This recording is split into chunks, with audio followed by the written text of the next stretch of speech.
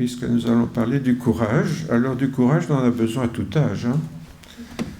Je me souviens quand j'étais jeune, qu'est-ce qu'il m'a fallu de courage pour me lever le matin. Ouf. Reviser en vitesse les leçons que je n'avais pas étudiées la veille. Avaler son déjeuner en vitesse avec notre mère qui nous harcèle pour la manière de s'habiller.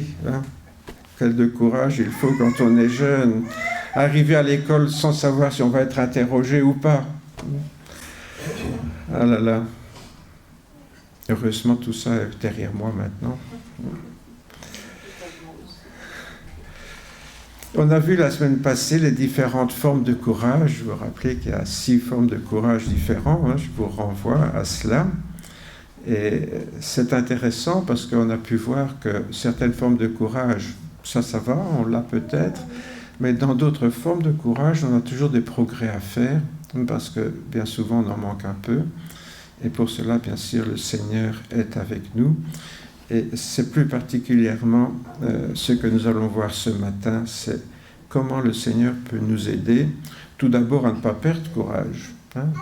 Parce que vous savez, parfois on a une vie en dents de scie. Il y a des gens, ils sont au top, ils sont au fond du gouffre, ils remontent au sommet pour retomber au fond du gouffre continuellement comme ça. Et c'est assez pénible, cette vie un petit peu là en dents de scie.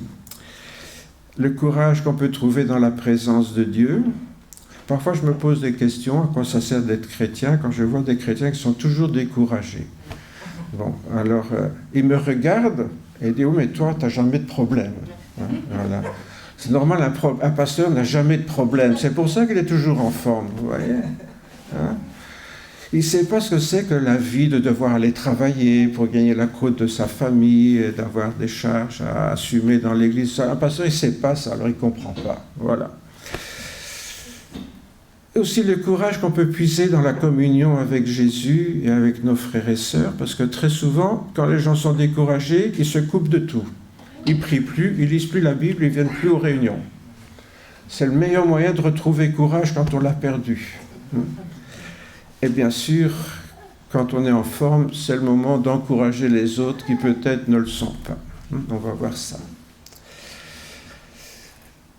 Alors, une petite note humoristique pour commencer. Il y a quelque temps, je devais être hospitalisé pour une coronarographie et quelqu'un m'a dit « Courage, Roger !» Alors, je me suis dit « Est-ce que je suis en train de courir à la mort, là ?» J'en ai déjà fait plusieurs, ça s'est bien passé. Est-ce que ce chrétien croit que cette fois-ci je vais y rester? Est-ce qu'il a une révélation que le pasteur allait mourir? Enfin, je me suis un peu... Non, je ne me suis pas inquiété, parce que je me suis dit, bon, on me dit ça parce qu'on m'aime bien, quoi. Mais c'est vrai que parfois, il y a des gens, ils vous disent courage, avec un air tellement désespéré, qu'ils vous mettent le moral dans les chaussettes, immédiatement. Comme je viens de dire, bon, je n'y ai rien vu d'autre que de l'affection pour moi, mais je suis sûr que parfois, quand on dit ça à certaines personnes sur ce ton-là, ça peut vraiment leur fiche la trouille. Alors, à moi aussi, il m'arrive de souhaiter bon courage à ceux qui vivent un problème, mais c'est quand on est devant un problème où apparemment il n'y a pas de solution facile.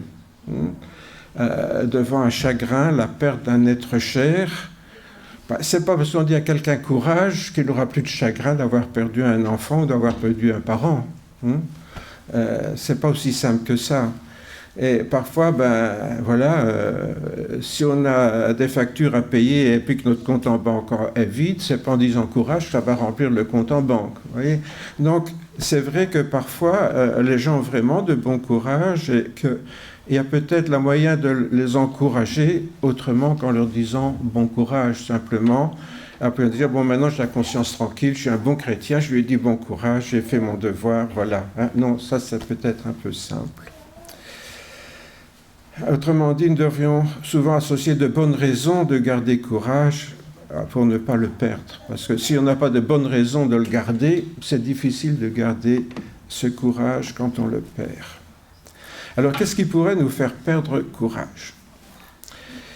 Même quand on est croyant, on n'est pas à l'abri de choses qui pourraient ébranler notre courage. Je l'ai expérimenté, je suppose vous aussi.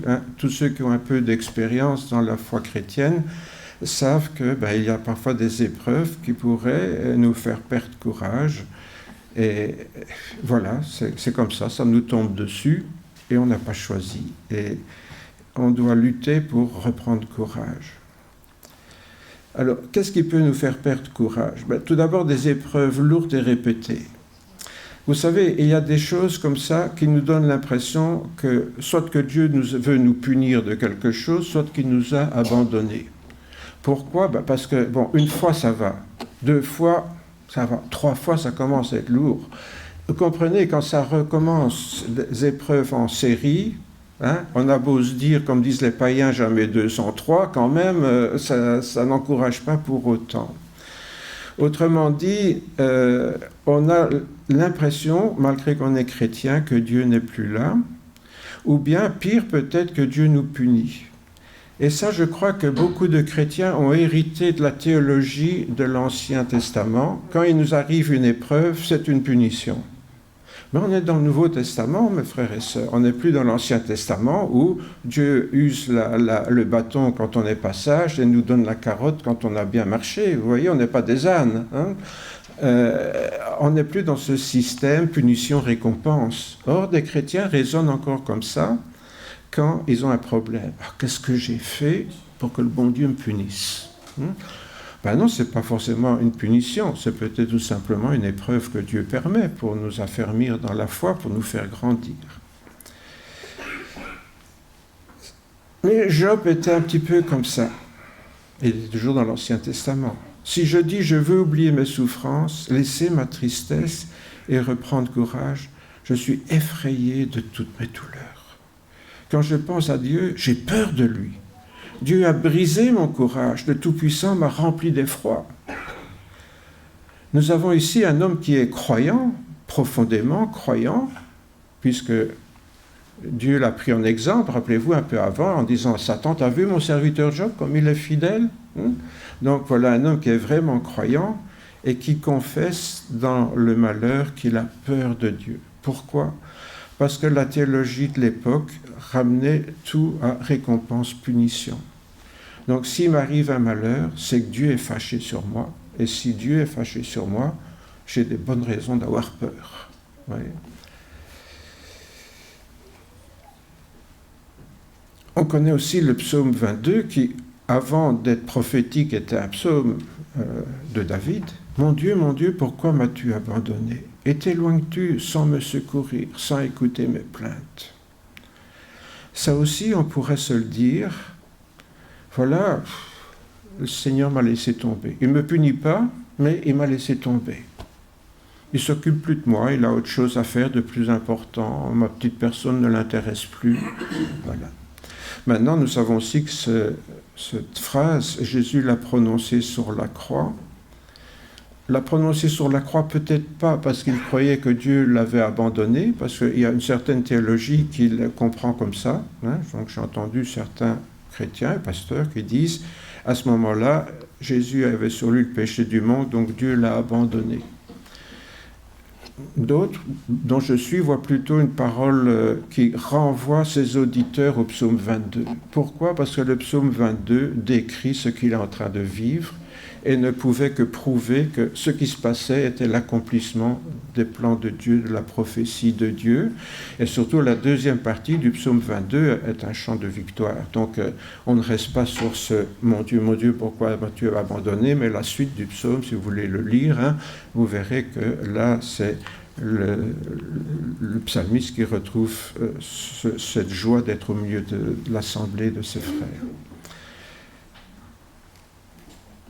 Ce qui peut nous en décourager aussi, c'est un encourage anxieux et défaitiste. Si le courage n'est pas facile à transmettre, alors le défaitisme, alors ça c'est très facile à transmettre. Quel malheur! j'ai pas le courage, il pleut aujourd'hui. Ah oui, hein. Ah, moi je me demande avec ça. Et puis on est parti sur le temps, le mauvais temps. Et alors là, tout le monde enchaîne. Je ne sais pas si vous avez remarqué, quand on parle du mauvais temps, tout le monde enchaîne. Hein. Quand on dit il fait beau aujourd'hui, oui, hein, oui, il fait beau. Hein. Ouais, mais, voilà. Mais le mauvais temps, c'est un bon sujet de conversation là. Hein. Bon. L'anxiété, c'est quelque chose de facile à transmettre. En cas de difficulté, il y a toujours des gens pour vous dire que surmonter l'épreuve est impossible, hein, ou que l'on va être vaincu. Oui, là, mon pauvre vieux, je ne vois vraiment pas comment tu vas t'en sortir. Hein. Quand on vous dit ça...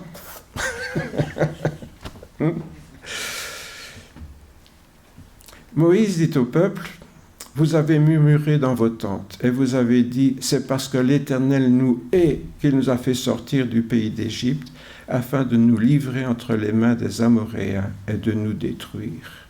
Où irions-nous » Voilà le peuple. Rappelez-vous, hein, les 10 plaies d'Égypte, pour que le pharaon les laisse sortir. Le passage de la mer Rouge, la manne que Dieu leur donne tous les jours, à l'occasion des cailles qui viennent quand ils ont envie de manger un peu de viande, quand ils ont soif, l'eau qui coule du rocher. Et ils disent, c'est parce que Dieu nous hait qu'il nous a fait sortir du pays d'Égypte. Et puis, hein, où sont les bons oignons? Où est l'ail qu'on mangeait en Égypte, hein? Et ils sont là en train de regretter les bonnes choses, mais ils ne parlent plus des mauvaises, là. Hein? Vous étiez esclaves. Vous voyez le défaitisme où on voit le mauvais côté des choses et pas le bon. On ne voit pas ce que Dieu fait pour nous, mais on voit ce qu'il ne fait pas pour nous et qu'on aurait voulu qu'il fasse. Ça, c'est un sentiment défaitiste qui arrive facilement parfois quand on n'est pas tout à fait au top spirituellement. On ne voit plus que les côtés négatifs de la foi chrétienne. On en vient à dire, tout compte fait, j'étais plus heureux avant d'être converti. Hein. Et on est comme les Hébreux, là. On dit la même chose. Ah, j'étais plus heureux avant, je faisais ce que je voulais, je ne me tracassais pas de la Bible, de ce que Dieu voulait, je faisais ma vie à ma tête et tout allait bien. Voilà. Et c'est ce que disent les Hébreux ici. Ils oublient le côté négatif de cette vie sans Dieu. Nos frères nous ont fait perdre courage en disant, c'est la suite, hein, nos frères nous ont fait perdre courage en disant, c'est un peuple plus grand et de plus haute taille que nous. Ce sont des villes grandes et fortifiées jusqu'au ciel. Nous y avons même vu des enfants d'Anak. Vous vous rappelez, c'était le retour des explorateurs dans le pays de Canaan qui sont revenus avec des fruits, des tas de choses du pays. Et ils disent, mais les villes sont fortifiées et on a vu des géants. Les enfants d'Anak, les Anakim, c'est les géants. Les officiers parleront au peuple et diront, qui est-ce qui a peur et bon de courage? Qu'il s'en aille et retourne chez lui, afin que ses frères ne se découragent pas comme lui. Après quoi, ils parleront au peuple et ils placeront des chefs de troupes à la tête du peuple. Voilà ce que Moïse a décidé. Tous ces gens qui sont des défaitistes, eh bien on les renvoie chez eux, on n'a pas besoin d'eux. Je ne sais pas si j'oserais faire ça dans l'église ici. Hein? T'es découragé? Rentre chez toi. Je n'ai pas envie que tu contamines les autres. Hein? Mais c'est ça que Moïse est en train de dire là. Hein? C'est quand le peuple de Dieu donc doute de son amour qu'il se décourage. Vous voyez, c'est de là que c'est parti. Ils ont oublié l'amour de Dieu et donc ils ont vu que le côté défaitiste. C'est comme un enfant qui est nourri chaque jour. La maman lui lave son linge, le repasse, il a un bon lit pour dormir et il a des parents qui l'aiment. Mais il déteste ses parents parce qu'ils lui interdisent de voir tel garçon, ils l'obligent à aller au lit à telle heure. Vous voyez, voilà. Et puis, mon père ne veut pas m'acheter le même GSM que mes copains, là, à 1500 €, là, alors il ne m'aime pas, voilà. Hein. C'est un peu cher pour un GSM, mais il y en a quand même très cher. Hein. Enfin, il a toujours su plaquer or, c'est bien. Hein, voilà. Donc, c'est vrai que quand on refuse quelque chose à nos enfants, ils pensent qu'on ne les aime plus alors qu'on fait tout pour eux. Et on est souvent comme ça avec Dieu, hein. Il faut bien le reconnaître, on est un peu comme des enfants capricieux. N'oublions pas donc que le doute est un péché, hein, car il s'oppose à la foi. Douter de l'amour de Dieu, c'est perdre la foi finalement. Parce que notre foi, elle repose sur l'amour de Dieu en Jésus-Christ. Troisième cause de découragement est de noyer dans des tâches difficiles et nombreuses. Là, vous voyez le burn-out qui arrive au galop. Là. Quand on se sent dépassé, le burn-out n'est pas loin. Or, c'est une chose qui arrive assez souvent aujourd'hui. Pourquoi ? Parce que j'en parle avec Gabriel la semaine passée, je crois. On travaille moins d'heures, mais il faut 2 heures pour aller au boulot et 2 heures pour revenir. Oui, donc c'est un stress continu. Finalement, on est parti de la maison toute la journée, parfois plus que ceux qui travaillaient 10 ou 12 heures avant. Pourquoi ? Parce qu'il y a cette contrainte du stress quotidien. En plus, maintenant, sous prétexte de donner aux employés de donner aux employés l'impression qu'ils sont libres, les patrons vous disent, il faudrait faire ça, mais tu t'organises comme tu veux. Vous voyez ? Alors ça, c'est une fausse liberté qu'ils nous donnent. Voilà le travail à faire, tu t'organises comme tu veux. Avant, ils disaient, il faudrait faire ça, tu as tel ou tel outil, tu as tel et tel plan, etc. On organisait le travail et on entrait dans le travail. Maintenant, c'est à toi de débrouiller, non seulement pour le faire, mais pour savoir comment le faire. Et donc, tout ça, c'est un stress qui vient s'ajouter, en plus du travail, sur beaucoup de gens. Et donc, c'est quelque chose qui est très, très contraignant. Malgré que je suis pasteur, vous savez, il y a été un temps où je travaillais aussi. Je n'ai pas été que pasteur. Un temps, je travaillais. Et donc, je sais un petit peu comment ça se passe. Alors ça nous renvoie un petit peu à ce que le peuple d'Israël... On revient en arrière, là, quand le peuple d'Israël est en Égypte, vous savez, quand Moïse est venu dire au Pharaon « Laisse sortir mon peuple », le Pharaon s'est fâché et il a décidé de ne plus donner de paille aux Juifs qui faisaient les briques. Alors, si vous savez comment on fait des briques en Afrique, on mélange de l'argile avec de la paille pour que les briques soient plus solides, parce qu'elles ne sont pas forcément cuites au four. Donc, comme elles sont séchées au soleil, il faut de la paille dedans pour qu'elles ne s'effritent pas, qu'elles soient plus compactes. Les commissaires d'Israël allèrent se plaindre au Pharaon en lui disant « Pourquoi traites-tu ainsi tes serviteurs ? On ne donne plus de paille à tes serviteurs. » Et l'on nous dit « Faites des briques. Voici, tes serviteurs sont battus comme s'ils étaient coupables. » Voilà la surcharge de travail qui peut conduire à un profond découragement. On vient beaucoup plus tard maintenant, quand le peuple d'Israël est en captivité à Babylone, et Néhémie revient, et qu'est-ce qu'il découvre ? La ville de Jérusalem qui a été brûlée, détruite, les murailles à moitié abattues. Néhémie leur dit alors, « Vous voyez le malheureux état où nous sommes. Jérusalem est détruite, ses portes sont consumées par le feu. Venez, rebâtissons les murailles de Jérusalem, et nous ne serons plus dans l'opprobre. » Voilà Jérémie qui donne courage à ceux qui l'accompagnent. Oui, tout est détruit, on va repartir à zéro. Allons-y les gars, on va y aller. Donc, même quand tout semble désespéré, on peut avoir justement un coup de courage. Nos lacunes et nos faiblesses naturelles. Être lucide, c'est bien, mais parfois c'est décourageant. Tant qu'on se prend pour des matabores ou qui vont tout... des matamores, voilà, je le dis. On va tout abattre, ça va. Mais on se casse le nez, et puis tout d'un coup, on prend conscience qu'on est moins fort qu'on ne pensait. Et alors là, c'est le découragement.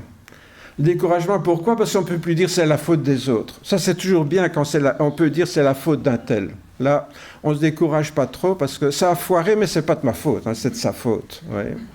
Mais quand c'est notre faute, qu'on prend conscience de nos lacunes, pas assez d'instruction, de notre faiblesse, c'est très décourageant.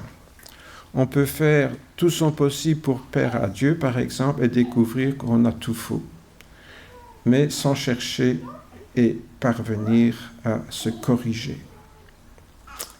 C'est quelque chose qui nous arrive, bien sûr, sur le plan spirituel. à un moment donné, et souvent quand on est jeune chrétien, on va faire tout ce qu'on peut pour être agréable à Dieu. Et puis on s'aperçoit à un moment donné qu'on fait peut-être ce que Dieu ne nous demande pas. Alors quand on découvre qu'on fait ce que Dieu ne nous demande pas, bien sûr c'est décourageant. Parce qu'on n'a pas son approbation. Ben non, c'est pas ce qu'il nous demandait. Vous voyez, on fait ce qu'on a envie et ça ne va pas comme on voulait, alors on est découragé. Élie alla dans le désert après une journée de marche et il s'assit sous un genêt et demanda la mort en disant « C'est assez, maintenant, Éternel, prends mon âme, car je ne suis pas meilleur que mes pères. » Puis il se coucha et s'endormit sous le genêt. Qu'est-ce qui arrive à Élie ? Il vient de jeter un défi aux prophètes de Baal. Il leur a dit, on va faire 2 autels. Chacun va mettre dessus le bois, la victime, et on priera Dieu d'envoyer le feu.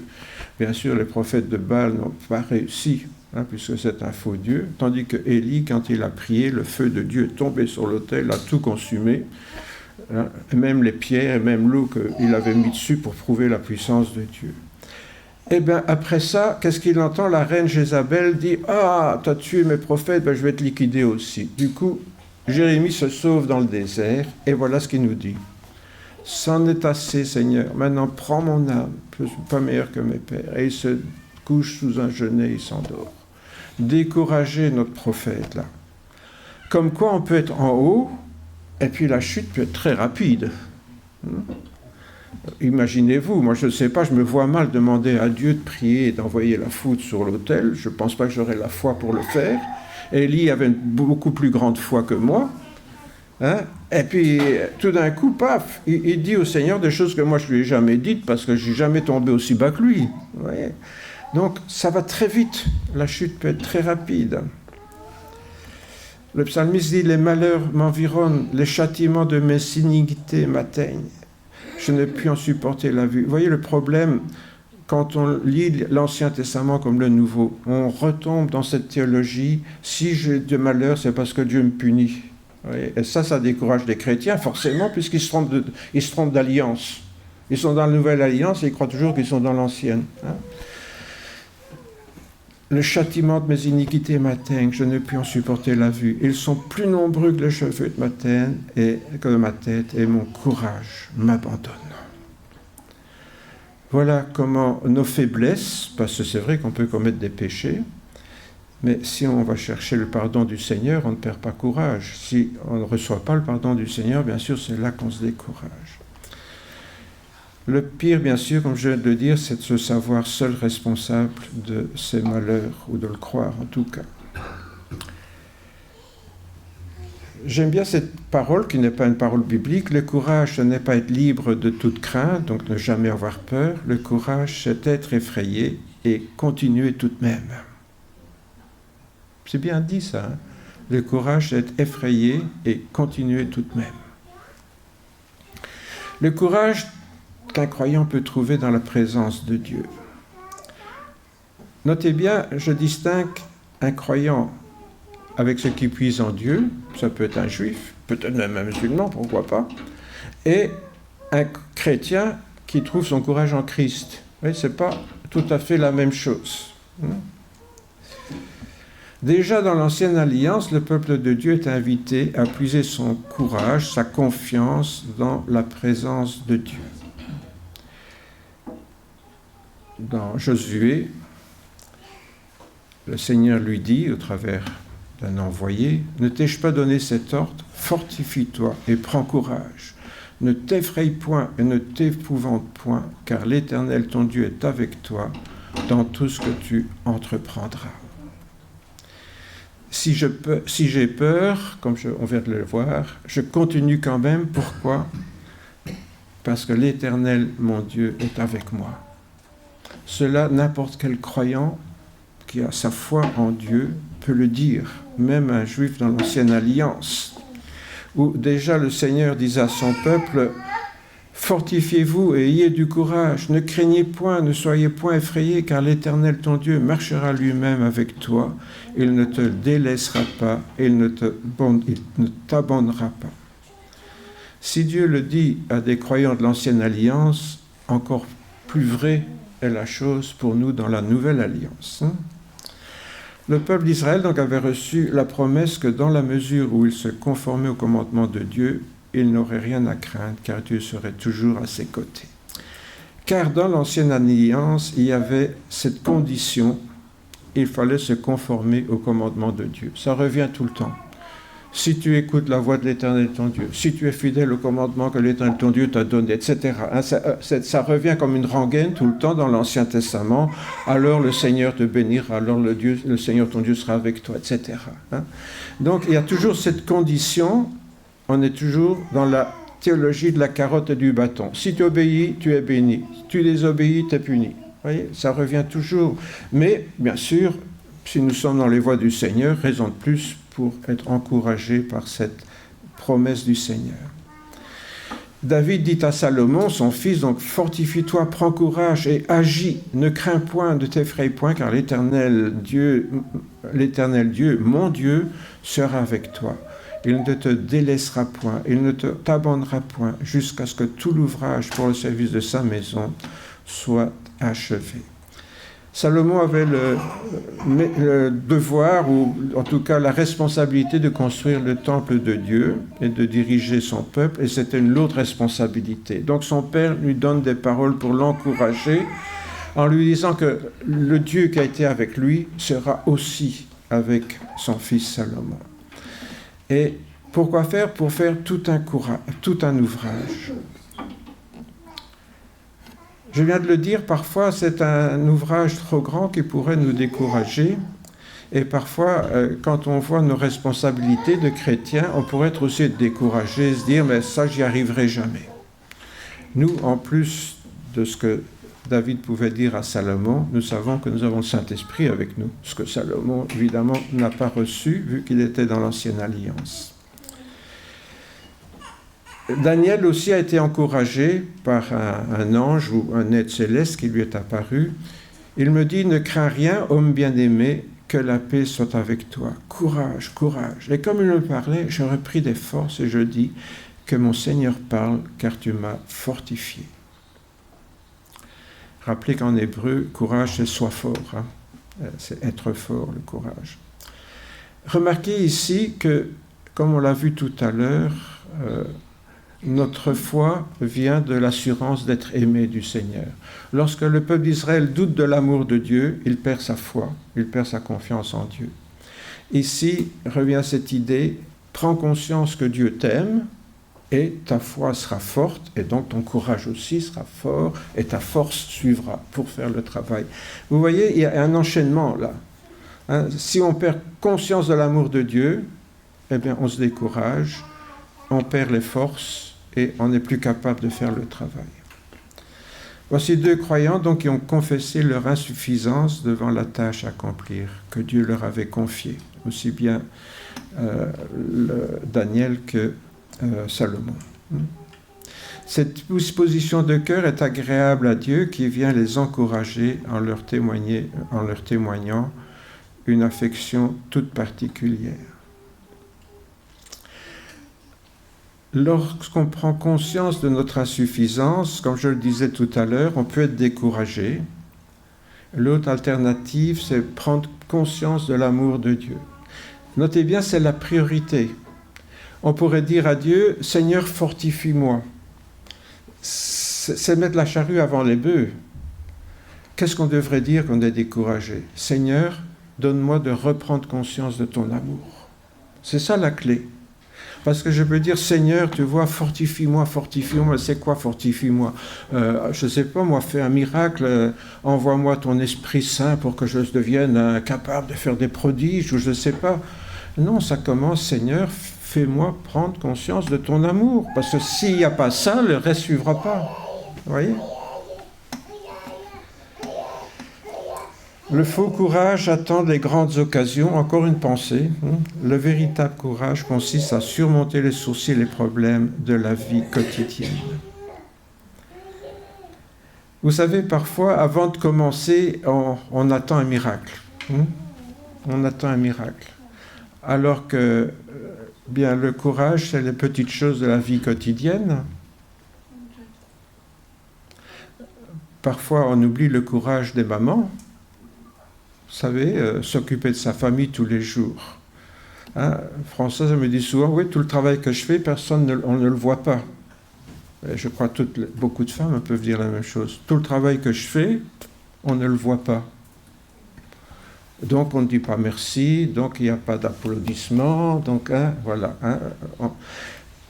Il faut du courage pour ça. Mais c'est pareil dans l'Église du Seigneur, on peut faire des petites choses. On peut prier à la maison pour quelqu'un, donner un coup de fil ou que sais-je, moi faire des choses discrètes, modestes, que personne ne voit, sauf peut-être ceux qui en bénéficient. Et encore ceux qui en bénéficient vont peut-être manquer de reconnaissance. Vous voyez ? Donc il faut vraiment beaucoup de courage pour cela et continuer le travail malgré tout.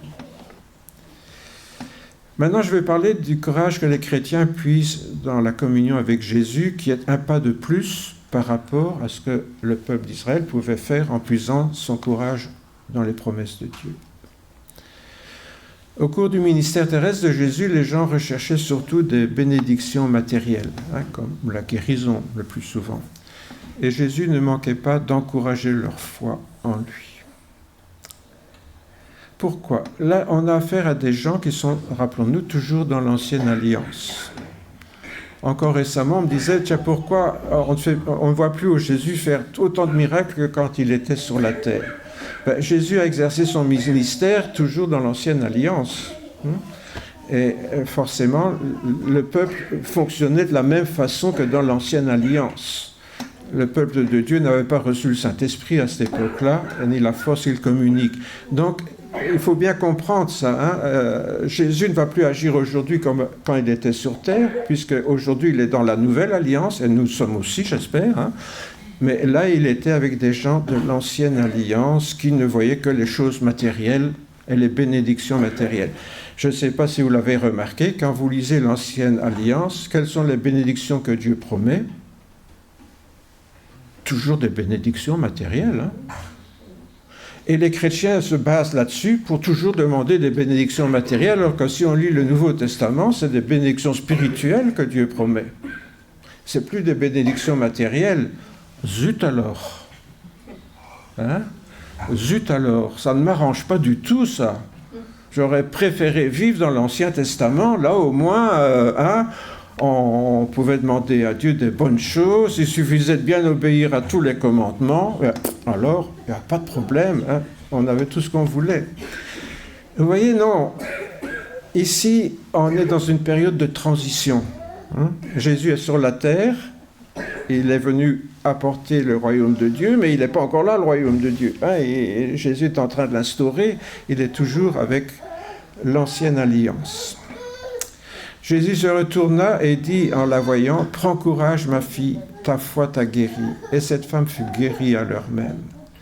Ou encore, « Et voici, on lui amena un paralytique couché sur un lit. Jésus, voyant leur foi, dit au paralytique, « Prends courage, mon enfant, tes péchés te sont pardonnés. » On voit une femme qui a la foi pour elle-même, et ici, on a affaire à des croyants qui ont la foi pour un autre.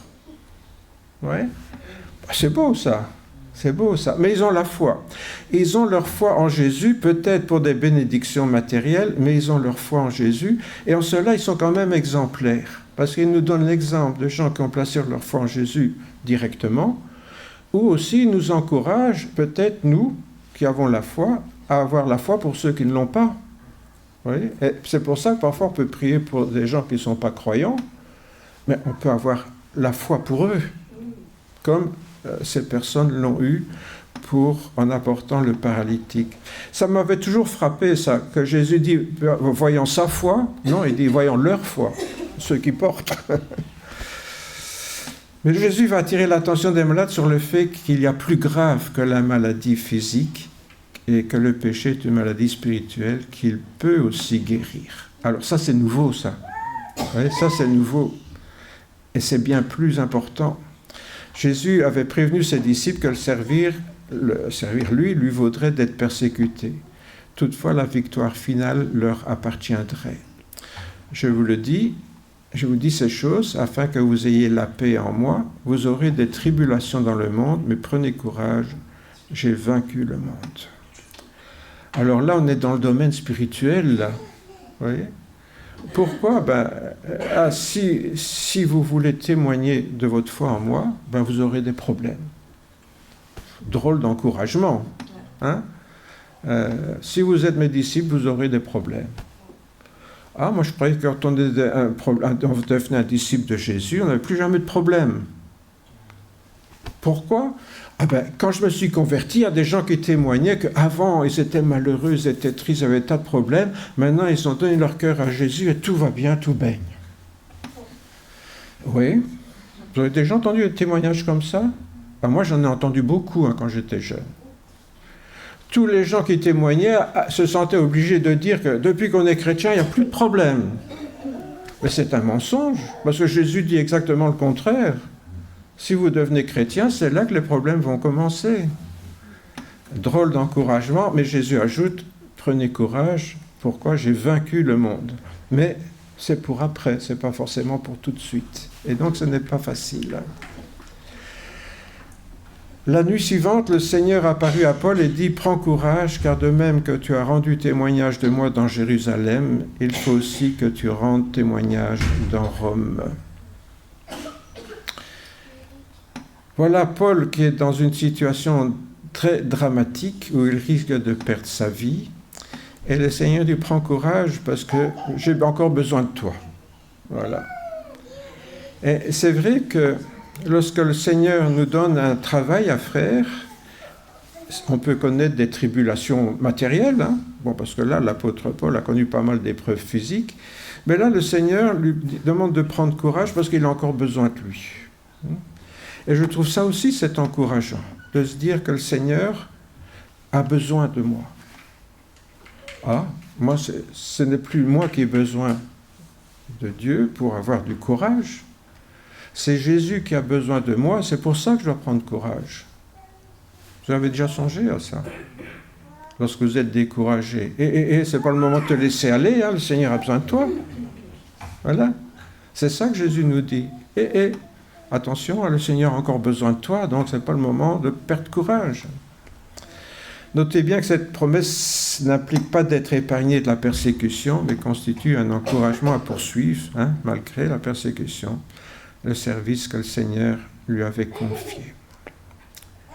Le Saint-Esprit habite dans les vrais chrétiens, si bien que servir Dieu avec la force et les dons qu'il nous donne est vraiment un privilège. On ne se rend pas toujours compte, ça.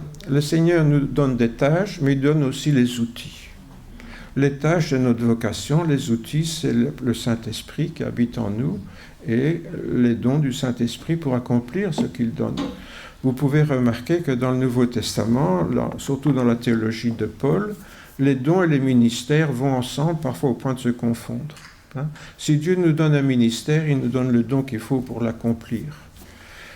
Parfois, je disais aux enfants à l'école, si Dieu nous demande de déplacer une montagne, il ne nous donne pas une petite cuillère pour le faire, il nous donne un gros bulldozer. Sinon, ça ne marchera pas. Bon, c'est une image. Allez, croyez pas que Dieu va vous donner un bulldozer en sortant, mais spirituellement, oui. Ayant ce ministère, selon la miséricorde qui nous a été faite, nous ne perdons pas courage. Tiens, on pourrait croire que certains ministères sont une source de découragement parce qu'ils sont au-dessus de nos forces. Ils sont toujours au-dessus de nos forces. Puisque ce sont des ministères spirituels, ce n'est pas avec nos forces physiques qu'on va y arriver. Donc, quand le Seigneur nous donne un ministère, par définition, ce ministère est au-dessus de nos forces. Autant le savoir. Donc, le Seigneur nous donne des choses au-dessus de nos forces. Pourquoi ?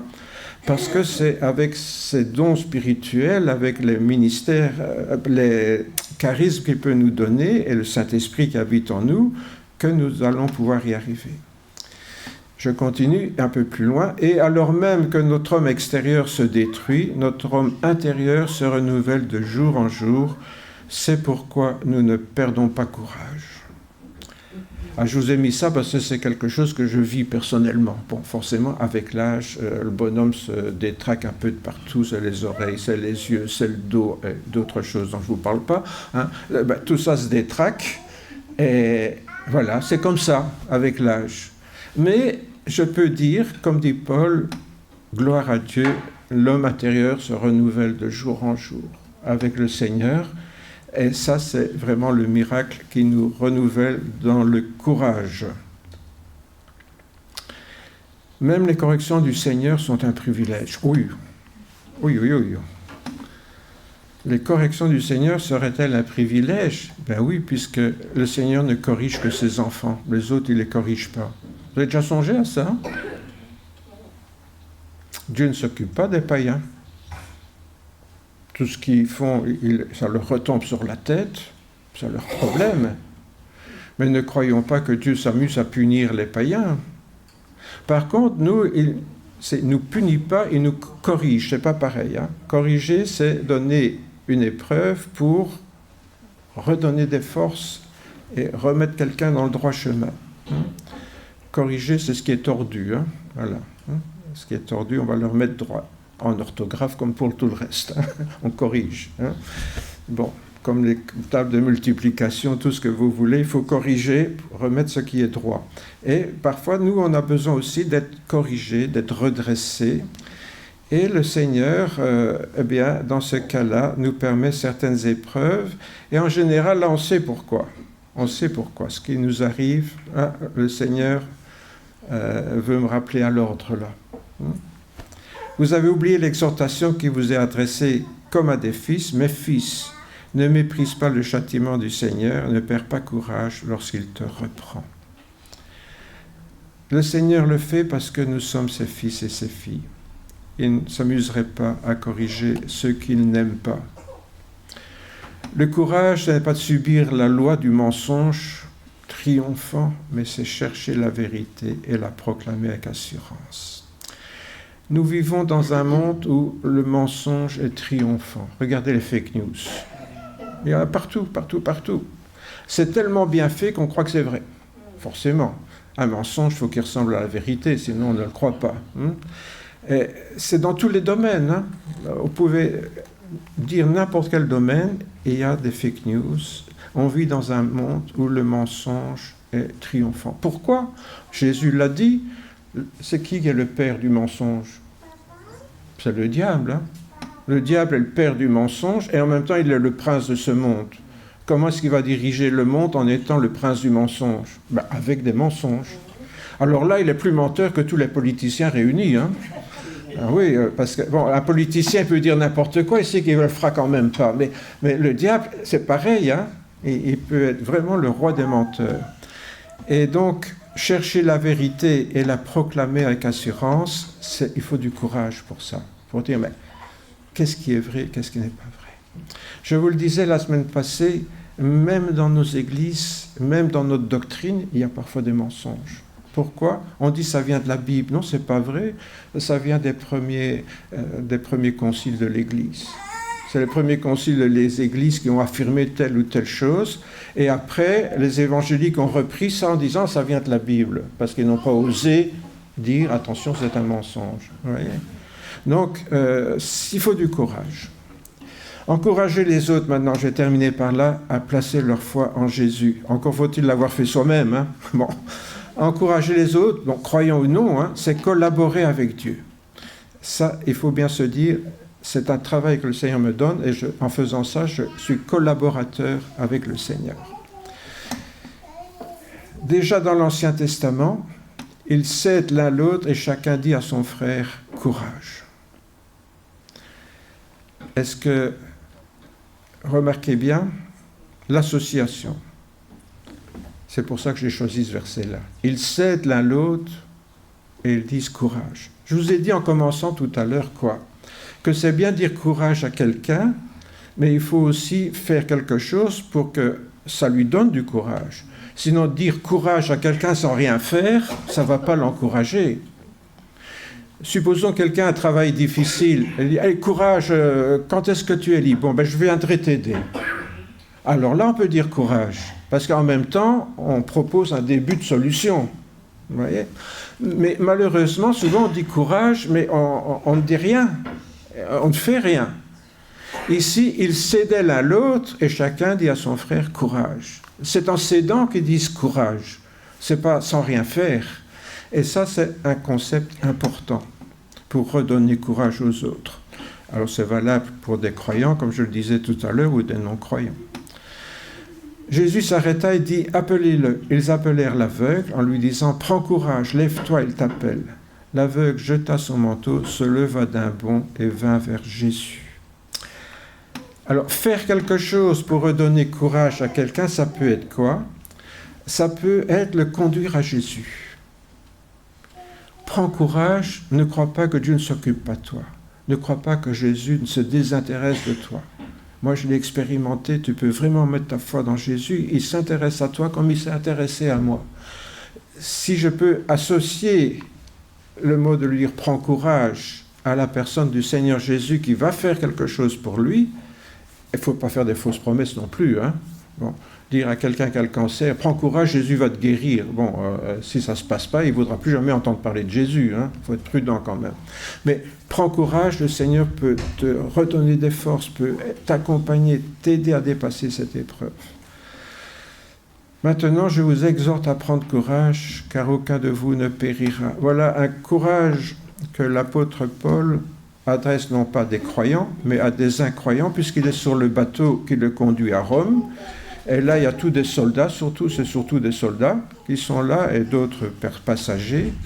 Et le bateau est en train d'être ballotté par le vent, en train de couler. Hein, bon. Ils ont jeté tout ce qu'ils pouvaient pour alléger le bateau, toute la marchandise, et le bateau, malgré tout, il est en train de couler, de prendre l'eau. Et Paul a eu une révélation du Seigneur qu'il ne mourrait pas, mais que le bateau serait détruit. Et donc, il dit ça aux gens. « Maintenant, je vous exhorte à prendre courage, car aucun de vous ne périra. Il n'y aura de perte que celle du navire. » Et tous reprenaient courage, mangèrent aussi. Oui, parce que l'apôtre Paul était le seul à manger. Lui, il savait qu'il ne risquait rien, que le Seigneur lui avait promis qu'il s'en sortirait. Mais alors, il va encourager les autres, et les autres donc, se sont mis quand même à reprendre courage. Comme quoi, un chrétien, vous voyez, par son courage, va redonner courage. Mais il faut que ça s'appuie sur des choses solides, sur des promesses solides du Seigneur. Et parfois, nous avons tendance à prendre nos rêves pour des promesses du Seigneur, où on va puiser dans l'Ancien Testament des choses qui ne sont plus pour nous, pour faire des fausses promesses. Soyons prudents, mais lorsqu'on a vraiment une parole du Seigneur encourageante, qu'est-ce qu'on devient? On devient les collaborateurs du Seigneur. Vous voyez, dans l'Ancien Testament, Dieu envoyait des anges pour parler à son peuple. On voit souvent un ange qui apparaît à l'un ou à l'autre, à Gédéon ou bien à Daniel, etc. Ici, c'est nous les anges du Seigneur. C'est quoi un ange? C'est un envoyé, littéralement. Angelos, en grec, c'est un envoyé. Ça peut être un homme, ça peut être un être céleste. Mais que ce soit un être céleste ou des hommes, nous pouvons être des anges du Seigneur. Et donc, quand on redonne courage aux gens, eh bien, on est comme un ange de Dieu, on est un envoyé de Dieu pour les aider à reprendre courage. On devient vraiment un collaborateur du Seigneur Jésus. Donc, l'Esprit Saint confère aux chrétiens une perspective spirituelle qui leur permet de relativiser les événements matériels trop pénibles. C'est là le point fort des chrétiens spirituels. Si leur espérance est dans le Seigneur, tout ce qui arrive sur la terre, même pénible, est relatif. Hein. Je vous ai déjà dit ma réflexion à une directrice un jour qui parlait des problèmes à l'école. Et elle se moquait de moi en m'appelant le juif errant. Bon, voilà. Alors elle me dit, ben oui, vous, le juif errant, vous vous en fichez de tout ça. Ben, je dis, vous savez, moi, madame la directrice, tant que ça n'a pas d'influence pour ma vie éternelle, en effet, c'est secondaire. Oh, vous, qu'elle m'a fait. Bon. Ben, c'est vrai, en plus, est-ce que ça va avoir d'influence pour mon salut? C'est ça qui est important. Le reste, je ne dis pas que ça n'a pas d'importance, attention, hein, je suis comme vous, hein, un homme. Mais on permet parfois de relativiser un peu les choses en sachant que le Seigneur est là dans notre vie. Encore une fois, oui, on revient à cette idée de la communion du Seigneur et de l'amour du Seigneur. La communion fraternelle, donc le Saint-Esprit, permet d'encourager nos frères et sœurs, tout en étant encouragés par eux. l'apôtre Paul dira « Je désire vous voir pour vous communier quelques dons spirituels afin que vous soyez affermis, ou plutôt afin que nous soyons encouragés ensemble au milieu de vous par la foi qui nous est commune à vous et à moi. » Au travers de son ministère spirituel, bon, en l'occurrence, lui, il avait ce don de pouvoir transmettre des dons spirituels à l'Assemblée, mais quel que soit notre ministère spirituel, quand on l'accomplit, qu'est-ce qui se passe? On encourage les autres et en même temps on s'encourage soi-même. Voyez? Pourquoi? Parce que quand on prend courage que Dieu nous utilise, c'est là qu'on prend conscience que Dieu est dans notre vie. Quand on ne fait rien, est-ce que Dieu est en moi ou pas? Ah, je sens rien, les frissons dans le dos, non. Vous voyez, mais quand on fait quelque chose et qu'on prend conscience que le Seigneur est avec nous pour faire ça, quand on dit quelque chose, ça je suis sûr que vous avez tous expérimenté, qu'à un moment donné vous dites quelque chose à quelqu'un et puis après vous vous dites tiens c'est pas moi qui dis ça, c'est le Seigneur, parce que moi je suis pas capable de dire ça. Ouais. Le Seigneur a mis dans votre bouche une parole, là qu'est-ce qui se passe? Vous avez encouragé quelqu'un et vous êtes aussi encouragé. Et l'apôtre Paul, c'est ce qu'il vit. Quand on encourage les autres, en même temps, on s'encourage soi-même. Voyez? Et je dirais peut-être la meilleure manière de s'encourager, c'est d'encourager les autres. Au travers du ministère que le Seigneur nous donne. De Rome vinrent à notre rencontre jusqu'au forum d'Appius et aux Trois Tavernes. Donc, lorsque l'apôtre Paul débarque du bateau pour aller à Rome, c'est là qu'il fait cette expérience. Les frères qui avaient entendu parler de nous, donc qui étaient à Rome, sont venus à leur rencontre. Et Paul, en les voyant, rendit grâce à Dieu et prit courage. N'oubliez pas qu'il venait à Rome pour être jugé par l'empereur. Enfin, lui-même avait voulu être jugé par l'empereur pour pouvoir lui rendre témoignage. Mais maintenant que les choses se précisent, bon, dire « oui, je veux aller à Rome rendre témoignage devant l'empereur, donc je demande à être jugé par l'empereur ». Quand on est à Jérusalem, on peut encore le dire. Mais quand on arrive à Rome, on se dit « ouh là là, là c'est pour maintenant hein ». Donc, l'apôtre Paul est un homme qui pouvait trembler à l'idée de rencontrer l'empereur. Et en voyant les chrétiens, que Rome, il y a déjà des chrétiens, il a fait des disciples ailleurs qui sont venus prêcher à Rome. Et donc là, il y a des gens qui sont convertis par son ministère indirectement, qui viennent à sa rencontre. Et c'est pour lui un grand encouragement. Qu'est-ce qui nous encourage aussi dans la communion du Seigneur et de l'Église? C'est de voir le fruit de notre travail. Lorsqu'on voit le fruit de notre travail dans l'Église, on est encouragé. On est encouragé. Si on travaille avec l'impression que ça ne porte pas de fruits, ça peut être décourageant. Mais quand on voit le fruit de son travail, c'est encourageant. Or là, évidemment, c'est à la fin de son ministère que Paul voit ça. Hein. Il ne savait peut-être pas, ou si, il leur avait écrit avant. Hein. Il leur avait écrit une lettre sans les connaître, l'épître aux Romains. Hein.